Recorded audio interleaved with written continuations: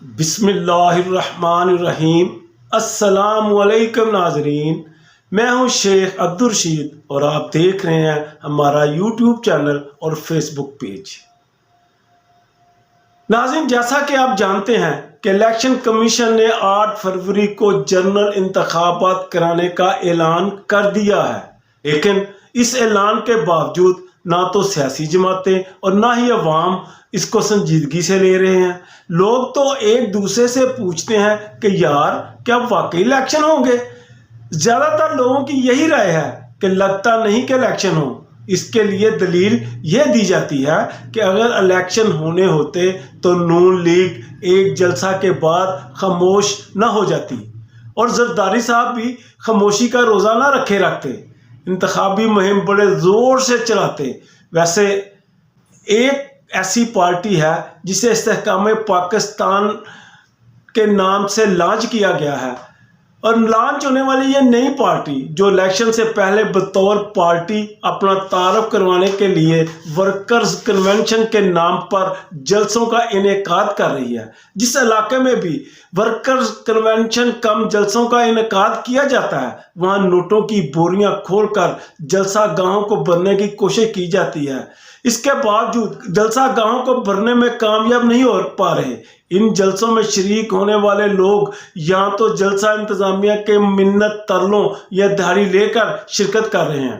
آئی پی پی کی جلسہ گاہ میں بیٹھ کر عمران خان زندہ باد اور پی ٹی آئی کو ووٹ دینے کا برملا اظہار بھی کرتے ہیں۔ حال ہی میں کاموکے کی نیو گلہ منڈی میں آئی پی پی نے جلسہ کا انعقاد کیا۔ تحصیل کاموکے اور دیگر علاقوں میں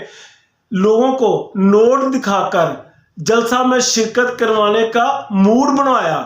اس کے لیے انہیں نوٹ بھی دکھائے گئے تے مفت ٹرانسپورٹ کی سہولت بھی دیتی گئی۔ اس کے باوجود 1 سے 1.5 ایکڑ تک محدود جگہ پوری طرح بھرنے میں یہ ناکام رہے۔ استحکام پاکستان پارٹی کی قیادت ان چھوٹے چھوٹے کنونشنوں میں بھی آئے لوگوں کو سبز بات دکھا کر اپنے جال پھنسانے کے لیے بھرپور کوشش کر رہی ہے۔ ان کے بیان کردہ منشور کا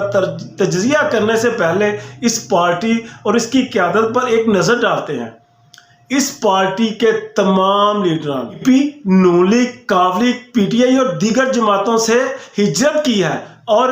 وہاں سے انتقال کر کے استحکام پاکستان نام کی اس پارٹی میں شرکت کی ہے، اور ان کا منشور بھی پیش کیا جا رہا ہے جس میں عوام کو لالی پاپ دیا گیا ہے کہ مزدور کی کم سے کم تنخواہ 50,000، موٹر سائیکل کے لیے پیٹرول آدھی قیمت، 300 یونٹ تک بجلی فری، سرکاری اسکولوں کالج میں غریب بچوں کو فری تعلیم کے ساتھ ساتھ ان کے لیے تعلیمی نصاب بھی اعلیٰ درجہ کا ہوگا جس سے غریب کے بچے ڈاکٹر، انجینئر اور دیگر عہدوں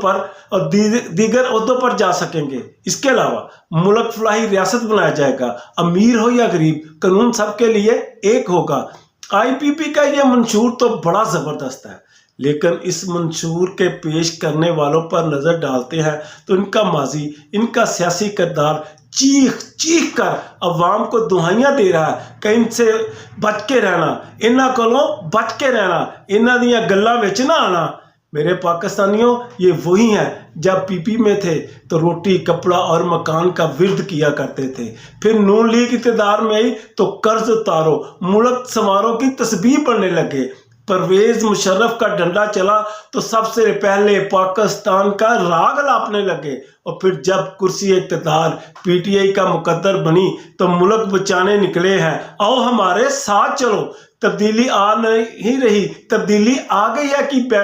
بنسری بجانے لگے، اور اب 30-35 سال سے عوام کی امیدوں اور دکھائے ہوئے سنہرے خوابوں کا قبرستان آباد کر کے ایک بار پھر امیدوں اور خوابوں کی نئی جنت بسانے کی نوید سنانے چلے ہیں۔ قائدین آئی پی پی بشمول جناب جہانگیر ترین اور علیم خان صاحبان سے ایک سوال کرتا چلوں کہ جناب محترم، مانا کہ غریب کو 300 یونٹ فری، موٹر سائیکل والوں کو آدھی قیمت پر پیٹرول کا وعدہ حکومت میں آنے کے بعد ہی پورا کیا جا سکے گا، لیکن علی جہاں اور کچھ نہیں تو چینی کی قیمت کم کر کے اپنی ملوں اور فیکٹریوں کی ملازمین کی تنخواہ کم سے کم 50,000 کر کے آئی پی پی کے منشور منشور پر عمل کرنے کا آغاز تو کر دیں اور اپنے سچے ہونے کا ثبوت قوم کو دے دیں، تاکہ وہ اپنے دل و دماغ پر چھائی ہوئی اپنی امیدوں اور خوابوں کی نعشوں کو سپرد خاک کر کے زندگی جی سکے۔ ہاں، ایک اور بات کرتا چلوں